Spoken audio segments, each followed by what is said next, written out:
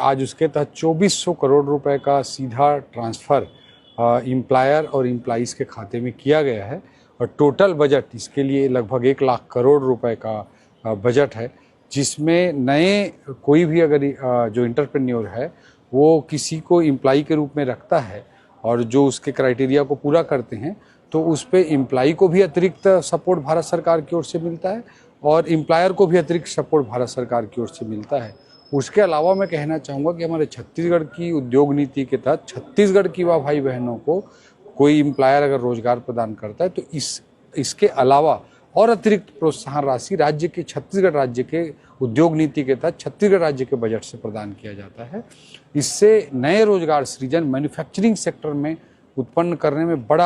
बड़ी तेजी से हम आगे बढ़ रहे हैं और इससे जो भारत सरकार का लक्ष्य है कि करोड़ों रोजगार के अवसर पैदा हों और अभी तक स्कीम के पहले चरण में ही भारत देश में 70 लाख इस तरह के मैन्युफैक्चरिंग सेक्टर में रोजगार क्रिएशन किया गया है। तो इसके लिए मैं हम सभी युवा साथियों को भी बधाई देता हूं और प्रधानमंत्री जी को भी धन्यवाद देता हूं कि जो पढ़ाई लिखाई होती थी उसमें जो स्किल ट्रेनिंग दी जाती है ITI वगैरह में हमारे, उसमें अलग चीज़ रहती है, अलग स्किल रहता है और इंडस्ट्री की रिक्वायरमेंट अलग होती है। तो इसलिए इंटर्नशिप के साथ एक कॉन्सेप्ट लाया गया। इससे मैं मानता हूं कि स्किल गैप को कम करके